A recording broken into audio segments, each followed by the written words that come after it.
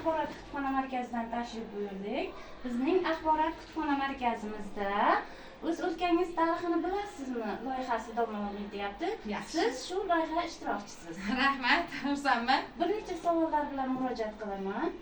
Baliqchi tarixini bilasizmi? Albatta, baliqchi tarixi baliqchi chol va Sulaymon alayhissalom davriga borib taqaladi degan rivoyatlar yuradi.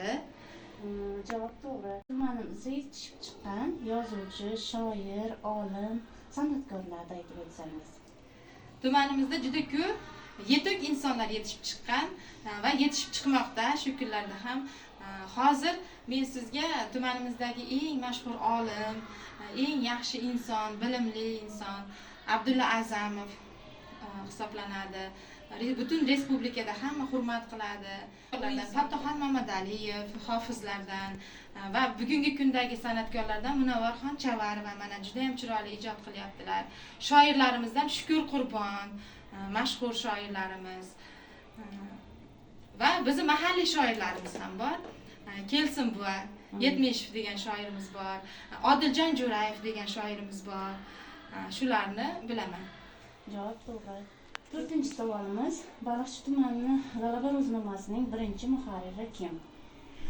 G'alaba ro'znomasining birinchi muharriri Mirzahmat Sultanov bo'ladi. Hozirda esa Shahzoda Karimova boshqarmoqda tumanimiz mahalliy gazetasi. Bu loyihada juda yaxshi ishtirok etdingiz. Biz shu tuman axborot kutubxona markazini sovg'asi bor sizga. Tumanimizda yashab ijod qilayotgan yozuvchi Odiljon Jo'rayevning Halovat kitobi bilan sizni taqdirlaymiz. Rahmat.